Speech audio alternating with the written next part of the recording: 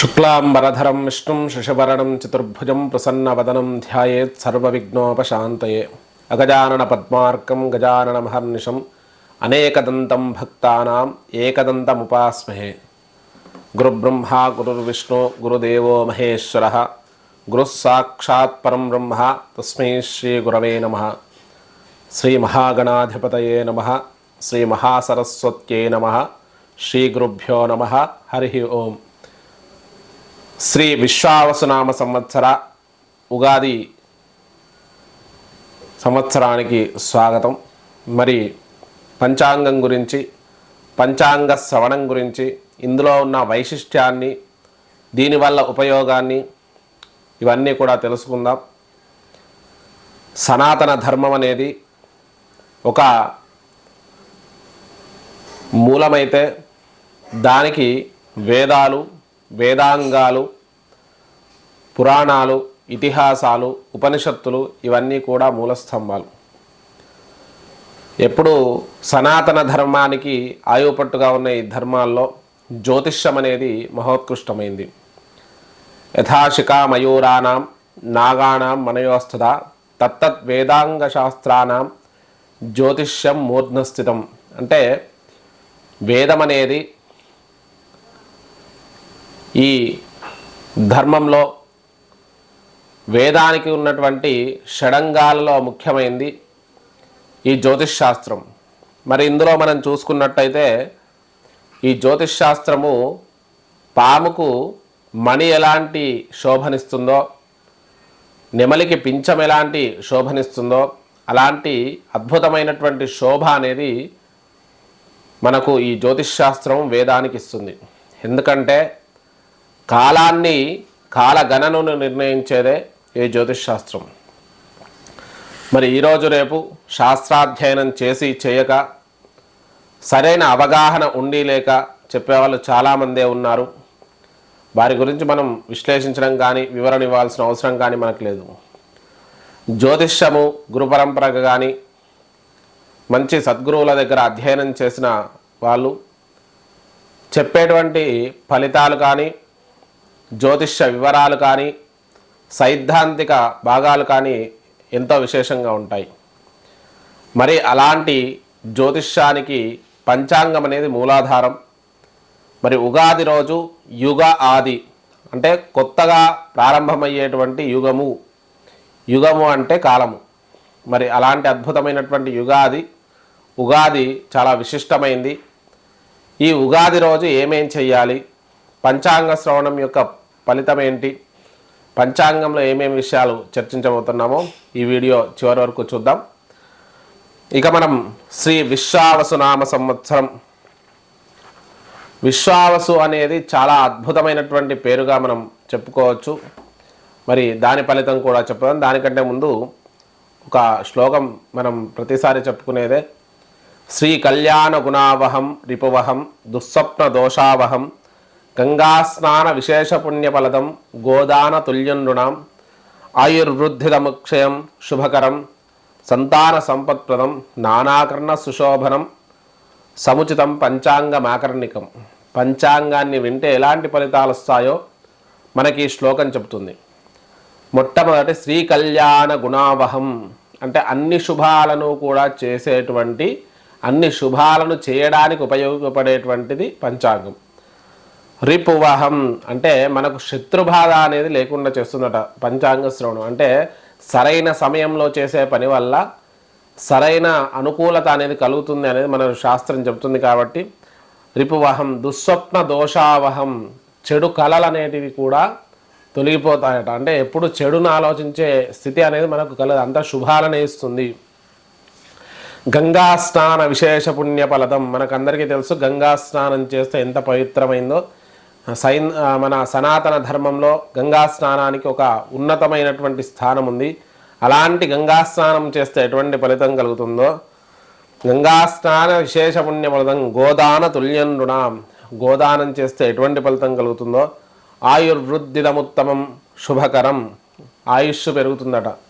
అంటే జ్యోతిష్యం చూస్తే ఆయుష్యం పెరుగుతుందా అని పంచాంగం చూస్తే అంటే మనము జ్యోతిష్యం ఎప్పుడు కూడా ఒక మార్గదర్శక శాస్త్రం మాత్రమే.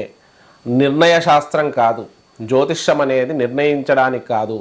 జ్యోతిష్యాన్ని కాలాన్ని మాత్రమే నిర్ణయిస్తుంది, కానీ మనుషుల భవిష్యత్తును నిర్ణయించదు. మనుషుల భవిష్యత్తులో ఉన్నటువంటి వచ్చే సమస్యలను ముందుగా సూచించి వాటికి సంబంధించిన పరిష్కారాల ద్వారా ఆ సమస్య నుంచి, ఆ కర్మ నుంచి బయటపడడానికి ఉపయోగించే శాస్త్రమే మనకు ఈ జ్యోతిష్ శాస్త్రం. కాబట్టి ఇట్లనే అయిపోతుందండి. ఈరోజు మీరు ఏదో మీకు అవుతుంది అండి, ఇలా ఈ నిమిషం మీకు ఇలా జరిగిపోతుంది అని చెప్తున్నారు అంటే వాళ్ళు సరైన సశాస్త్రీయమైన జ్యోతిష విధానాన్ని అవలంబిస్తున్నట్టు కాదు.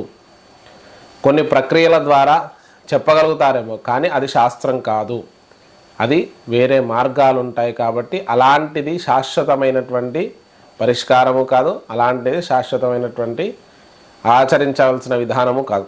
ఇక నానాకర్మ సుసాధనం సముచితం, అన్ని కర్మలు చేయడానికి ఉపయోగపడేటువంటి ఒక అద్భుతమైనటువంటి ఈ పంచాంగము విన్నట్టయితే ఇవన్నీ ఫలితాలు కలుగుతాయి. కాబట్టి చాలా విశేషమైంది ఈ మన పంచాంగ శ్రవణం. మరి ఇందులో విశ్వావసునామ సంవత్సరం గురించి, మరి ఈ సంవత్సరంలో రాబోయే విశేషాలన్నిటి గురించి మనం చూద్దాం. మనం కలియుగ గతాబ్దాలు మొదలగునవన్నీ తెలుసుకుందాం. కలియుగ గతాబ్దాలు 5126 సంవత్సరాలు పూర్తయింది. కలియుగం ప్రారంభమే మనందరికీ తెలుసు. విక్రమార్క శకము 2082వ సంవత్సరం ఇది. ఆంధ్రప్రదేశ్ రాష్ట్ర అవతరణాబ్దాలు 11, అలాగే తెలంగాణ రాష్ట్ర అవతరణాబ్దాలు 11, భారతదేశ స్వతంత్రాబ్దాలు 78, శ్రీ శంకరాచార్యాబ్దాలు 2097 సంవత్సరములు. ఇక శాలివాహన శకము 1947, శ్రీ రామానుజ శకము 1008, మధ్వాబ్దములు 909, ఇంకా చాలా ఉన్నాయి. ఇంగ్లీషు సాధారణ శకం అనేది 2025-26. మరి ఇవి శకాలు. శ్రీ విశ్వావసునామ సంవత్సరంలో మనం ఈ సంవత్సర ఫలితం ఎలా ఉంటుందో చూద్దాం. మొట్టమొదట మనకు ప్రతి సంవత్సరం కూడా సంవత్సర ఫలితాలు చెప్పాలి అంటే నవనాయకుల గురించి తెలుసుకోవాలి. ఈ నవనాయకుల్లో 9 మంది, ఎంతమంది శుభులు ఉన్నారు, ఎంతమంది క్రూరగ్రహాలు ఉన్నాయో చూసి దాన్ని బట్టి మనం తెలుసుకోవచ్చు. ఇక్కడ మనం చూసుకుంటే ఈ సంవత్సరం రాజు, సేనాధిపతి, అర్ఘాధిపతి, మేఘాధిపతి వీళ్ళందరూ కూడా సూర్యుడు. అలాగే మంత్రి చంద్రుడు అవుతున్నాడు. పూర్వ సస్యాధిపతి గురుడు, అపర సస్యాధిపతి ధాన్యాధిపతి కుజుడు అవుతున్నాడు. అంటే రసాధిపతి శని, నీరసాధిపతి బుధుడు అవుతున్నాడు.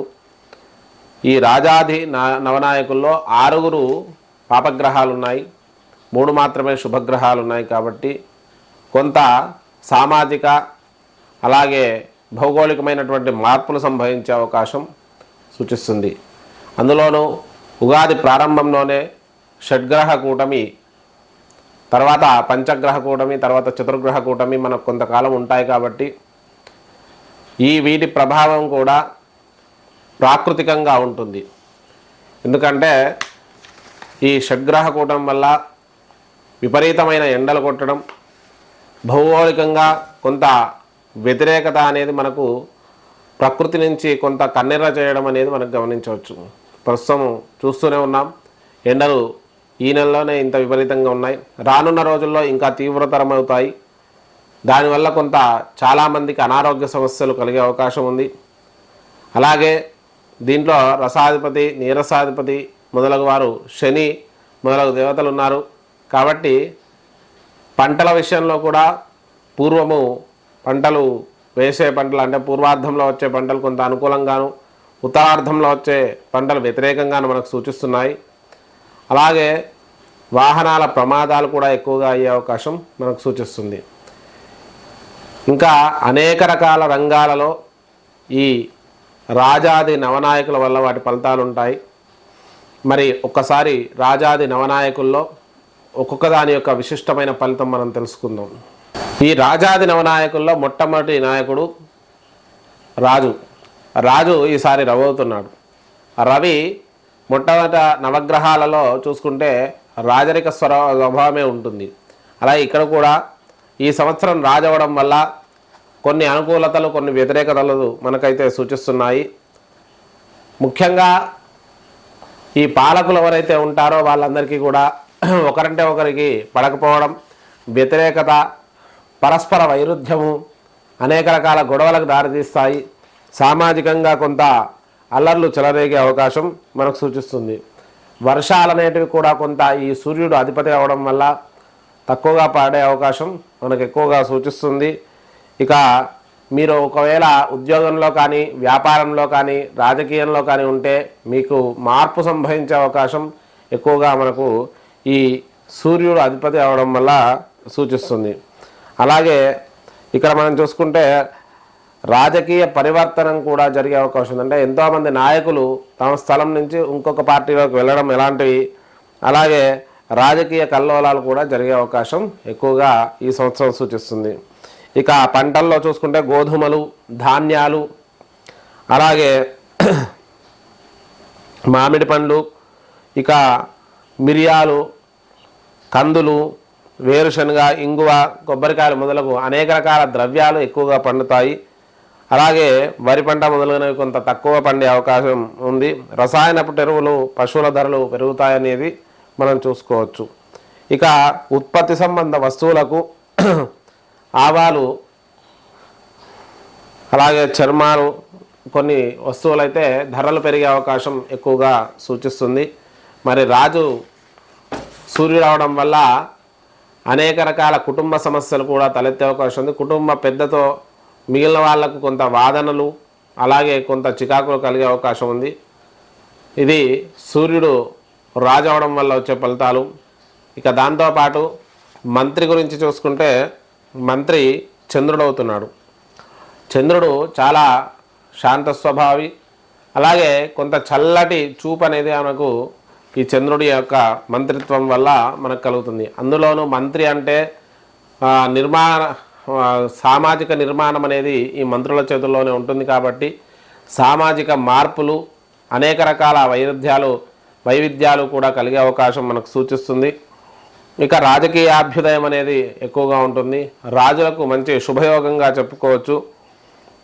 అభివృద్ధి ఉంటుంది. అలాగే వర్షాలు కూడా సువృష్టి పడుతుంది. సువృష్టితో పాటు మంచి పంటలు బాగా ఫలిస్తాయి. అంటే చంద్రుడు చాలా వరకు అనుకూలమైనటువంటి ఫలితాలను ఇస్తాడు. ఇక దాంతోపాటు ఆహార ధాన్యాలకు సంబంధించి ఏదైనా లోటు ఉంటే ఆ లోటు కూడా తీరే అవకాశం ఎక్కువగా సూచిస్తుంది. వెండి, బంగారం వంటి వస్తువుల ధరలు హెచ్చుగా నిలబడి ఉంటాయి. అంటే ఇప్పుడు పెరిగి ఉన్నాయి, ఇంకా హెచ్చుగా పెరిగి అక్కడ నిలబడిపోతాయి. కొంతకాలం అదే ధరలు మనకు సామాజికంగా ఉండే అవకాశం ఉంది.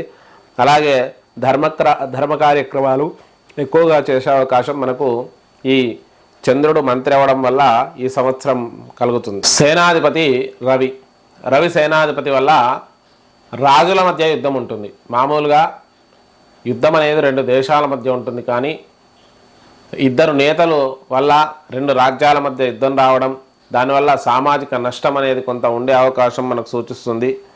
ఇక దాంతోపాటు ఎర్రటి పంటలు అనేటివి ఎక్కువగా ఉంటాయి.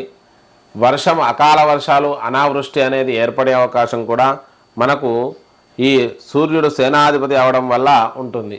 అలాగే వర్షాలు ఎలా ఉంటాయి అంటే మేఘపూరితమై భయంకరమైన మేఘాలతో వచ్చి తర్వాత వాయువు వచ్చి ఆ మేఘాలు వర్షించకపోవడం, కొంత అనావృష్టి అనేది ఏర్పడడానికి కారణం అనేది అవుతుంది. మరి ఇది అర్ఘాధిపతి, అలాగే సేనాధిపతి రవి అవడం వల్ల అర్ఘాధిపతి కూడా రవి అవుతున్నాడు. ఈ వర్షాలు అనేటివి కొంత తక్కువగానే ఉంటాయి. సూర్యుడు అధిపతి అవడం వల్ల అర్ఘాధిపతి పంటలు అనేటివి చాలా తక్కువగా పండుతాయి. ధరలు అనేటివి చాలా పెరుగుతాయి. పండిన కొంత పంట, అలాగే లోటు వల్ల మీరు పండించిన పంటకు ధరలు ఎక్కువగా పలకడం అనేది మనం గమనించవచ్చు. కొంత యుద్ధ భయము, శత్రు భయం అనేది ఎక్కువగా ఉంటుంది. ఇక దాంతోపాటు ఎర్రటి ధాన్యాలు అనేటివి ఎక్కువగా పండుతాయి. ఎర్రటి ధాన్యాలు, కొబ్బరి నూనె ఇలాంటి పంటలు ఎక్కువగా పండే అవకాశం మనకు సూచిస్తుంది. బంగారు, వెండి ధరలు కూడా హెచ్చు స్థాయిలోనే ఉంటాయి. అవి ఇంకా హెచ్చుగా పైకి వెళ్ళడము, దాంతోపాటు కొంత ద్రవ్యలోటు అనేది ఏర్పడే అవకాశం ఉంది. అలాగే మిరపకాయలు, పచ్చిమిర్చి, మిరియాలు ఇలాంటి ధరలు అనేటివి విశేషంగా హై స్థాయికి వెళ్ళి పెరిగే అవకాశం మనకు సూచిస్తుంది. మేఘాధిపతి కూడా రవి అవడం వల్ల వర్షాలు ఎక్కువగా పడడానికి అవకాశం ఉన్నప్పటికీ కూడా అనావృష్టి కానీ అతివృష్టి కానీ ఎక్కువగా ఉంటుంది. పడితే విపరీతమైన వర్షాలు పడడం, లేకపోతే వర్షాలే లేకపోవడం అయితే జరుగుతుంది. అలాగే కొంత ఖండవృష్టి అనేది పడడం, దానివల్ల కొంత పంటల్లో మార్పులు రావడం అనేది మనం గమనించవచ్చు. అలాగే ఎర్రటి భూములు అనేటివి విశేషంగా ఫలిస్తాయి. ఇక దాంతోపాటు ప్రజలు భయభ్రాంతులకు గురవుతారు. మరి ఈ విధంగా మేఘాధిపతి కూడా రవి అవడం వల్ల ఫలితాలు అనేటివి కలుగుతాయి. పూర్వసస్యాధిపతి గురుడు అవడం వల్ల పంటలు విశేషంగా పండడంతో పాటు ధాన్య వృద్ధి అనేది బాగా పండుతుంది. అలాగే భూములు పచ్చని ధాన్యాలు ఎక్కువగా పండుతాయి. అంటే శనగలు, శనగపప్పు, అలాగే పెసరపప్పు ఇలాంటి పంటలు అనేవి ఎక్కువగా పండుతాయి. ఎవలు, గోధుమలు, శనగలు మొదలగు పంటలు ఎక్కువగా పండే అవకాశం మనకు సూచిస్తుంది. అలాగే జొన్నలు, పెసర్లు కూడా బాగా ఫలించే అవకాశం మనకు సూచిస్తుంది. అలాగే ప్రతిచర్య కూడా వెండి, బంగారము, వేరుశనగ ఇవన్నీ కూడా ధరలు బాగా పెరుగుతాయి. వస్త్రములు ధరలు కూడా కొంత తగ్గే అవకాశం మనకు సూచిస్తుంది. ఇది పూర్వసస్యాధిపతి గురుడు అవడం వల్ల. అపరసస్యాధిపతి కూడా కుజుడవుతున్నాడు కాబట్టి ఇక్కడ పంటలు చేతికొచ్చే సమయానికి ఈ కుజుడాధిపతి అవడం వల్ల కొంత పంట నష్టం అనేది జరిగే అవకాశం మనకు సూచిస్తుంది.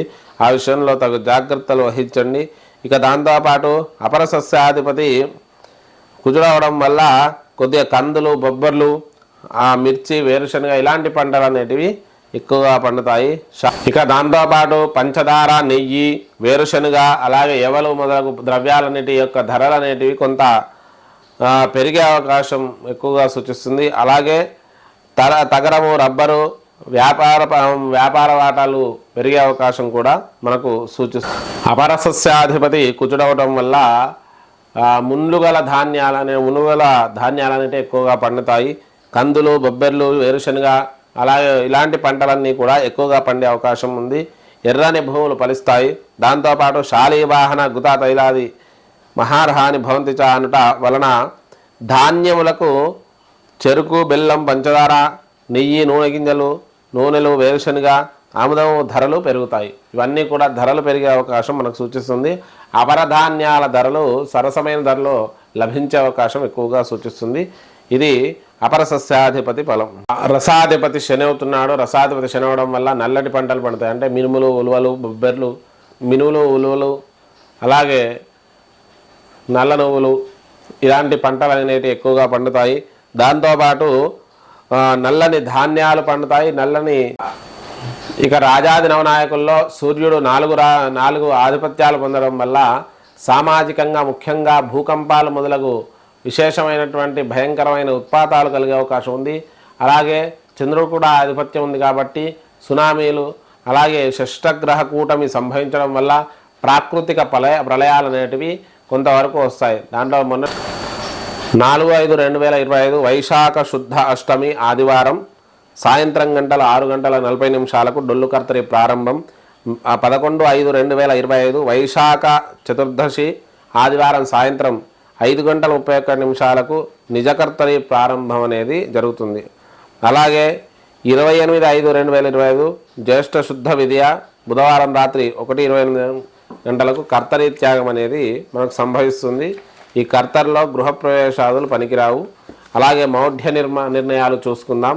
ఈ మౌఢ్య నిర్ణయాలు తీసుకుంటే 10/6/2025 జూన్ 10వ తారీఖు నుంచి జ్యేష్ఠ పౌర్ణమి మంగళవారం రాత్రి 2:30 గురుమౌఢ్య ప్రారంభమవుతుంది. ఇది 8/7 అంటే జూలై 8వ తారీఖు వరకు కూడా మనకు మంగళవారం ఇది ప్రాగుదిత గురుమౌఢ్య త్యాగం సంభవిస్తుంది. అంటే దాదాపు నెల రోజుల పైన. అందులో ఆషాఢ మాసం వస్తుంది కాబట్టి ముహూర్తాలు ఎక్కువగా ఉండవు. అయినప్పటికీ కూడా జ్యేష్ఠ బహుళం నుంచి మనకు సంపూర్ణంగా గురుమౌఢ్యం అనేది ఉంది. 30/11 అంటే నవంబర్ 30వ తారీఖు రోజు మనకు 2025వ సంవత్సరం మార్గశిర శుద్ధదశమి. ఇది మార్గశిర మాసంలో శుద్ధదశమి రోజు శుక్రమౌఢ్య ప్రారంభమవుతుంది. అలాగే ఫిబ్రవరి 13 వరకు కూడా ఈ శుక్రమౌఢ్యం అనేది ఉంటుంది. ఫిబ్రవరి 13కు శుక్రమౌఢ్య త్యాగం సంభవిస్తుంది. కాబట్టి ఈ మాసాలంతా కూడా మనము శుభకార్యాలు చేయకూడదు. ఇవి మనకు మౌఢ్య దినములు. ఇక ఈ విశ్వాసనామ సంవత్సరంలో గ్రహణాల గురించి చూసుకుంటే మొదటికి చంద్రగ్రహణం సెప్టెంబర్ 7వ తారీఖు 2025 ఆదివారం రాత్రి మనకు రాత్రి 9:50కి ప్రారంభమవుతుంది. ఉన్మీలన కాలం 10:58కు ఉంది.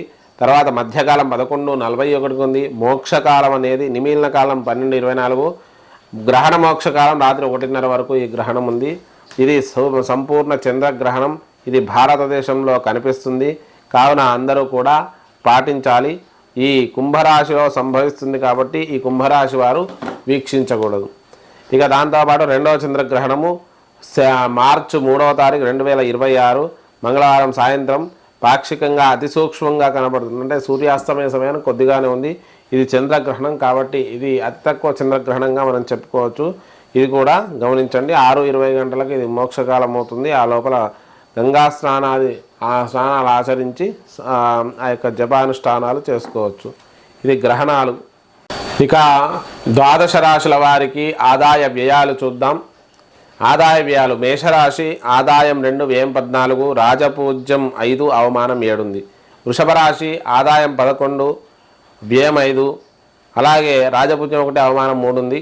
ఇక మిథునము ఆదాయం 14, వ్యయము 2, ఇక అలాగే రాజపూజ్యం 4, అవమానం 3. కర్కాటక రాశి వారికి ఆదాయం 8, వ్యయం 2, అలాగే రాజపూజ్యం 7, అవమానం 3. ఇక సింహరాశి వారికి ఆదాయ వ్యయాలు సరిసమానంగా 11 ఉన్నాయి. అలాగే ఆదాయం రాజపూజ్యం 3, అవమానం 6 ఉంది. ఇక కన్యారాశి ఆదాయం 14, వ్యయం 2 ఉంది. రాజపూజ్యం 6, అవమానం 6 ఉంది. తులారాశి వారికి ఆదాయం 11, వ్యయం 5, రాజపూజ్యం 2, అవమానం 2 ఉంది. ఇక వృశ్చిక రాశి వారికి ఆదాయం 2, వ్యయం 14, అలాగే ఆదాయం రాజపూజ్యం 5, అవమానం 2 ఉంది. ధనస్సు రాశి వారికి ఆదాయ వ్యయాలు సరసమానంగా 5, 5 ఉన్నాయి. ధనస్సు రాశి వారికి రాజపూజ్యం 1, అవమానం 5 ఉంది. ఇక మకర రాశి వారికి ఆదాయం 8, వ్యయం 14, దాంతోపాటు రాజపూజ్యం 4, అవమానం 5 ఉంది. ఇక కుంభరాశి వారికి ఆదాయం 8, వ్యయం 14 ఉంది. అలాగే రాజపూజ్యం 7, అవమానం 5 ఉంది. ఇక మీనరాశి వారికి ఆదాయ వ్యయాలు సరసమానంగా 5, 5 ఉన్నాయి. ఇక అలాగే రాజపూజ్యం 3, అవమానం 1. ఇక ఈ సంవత్సరం సంపూర్ణమైనటువంటి పంచాంగ శ్రవణంతో పాటు ద్వాదశ రాశుల యొక్క ఫలితాలు మనం తెలుసుకోవాలి అంటే విశ్వావసునామ సంవత్సరంలో మన విఎన్ఆర్ క్రియేషన్స్లో విశ్వావసునామ సంవత్సర ఫలితాలు అనేటివి పెట్టడం జరిగింది ద్వాదశ రాశుల వారికి. అవన్నీ కూడా చూడండి. అవన్నీ లింక్ డిస్క్రిప్షన్లో ఇస్తాను ఈ వీడియోకు. అవన్నీ కూడా మీరు వీక్షించండి. మీ యొక్క రాశి ఫలాలు మీరు చూసుకోలేకపోతే ఈ సంవత్సర ఫలితాలు ఎలా ఉంటాయో అందులో పెడతాను. అవి తప్పకుండా వీక్షించండి. మరి ఇది మనకు శ్రీ విశ్వావసునామ సంవత్సర పంచాంగ శ్రవణము. ఈ పంచాంగ శ్రవణం వల్ల విశిష్టత చాలా కలుగుతుంది. అలాగే స్వామివారి యొక్క సేవ చేసుకునే భాగ్యం కూడా కలుగుతుంది. ఇది శ్రీ విశ్వావసునామ సంవత్సర ఫలితాలు చూశారు కదా. మరి మన విఎన్ఆర్ క్రియేషన్స్ని సబ్స్క్రైబ్ చేసుకోండి. ఈ వీడియోను లైక్ చేసి షేర్ చేసి కామెంట్ చేయండి. మన విశ్వావసునామ సంవత్సర ఫలితాలు లింక్ డిస్క్రిప్షన్లో ఇవ్వడం జరుగుతుంది. ద్వాదశ రాశుల ఫలితాలు కూడా పెట్టడం జరిగింది. అవన్నీ కూడా వీక్షించండి. మరి మీ యొక్క సంపూర్ణమైన సహకారాన్ని అందించండి. అందరూ కూడా వీడియోని లైక్ చేసి షేర్ చేసి కామెంట్ చేయండి. స్వస్తి.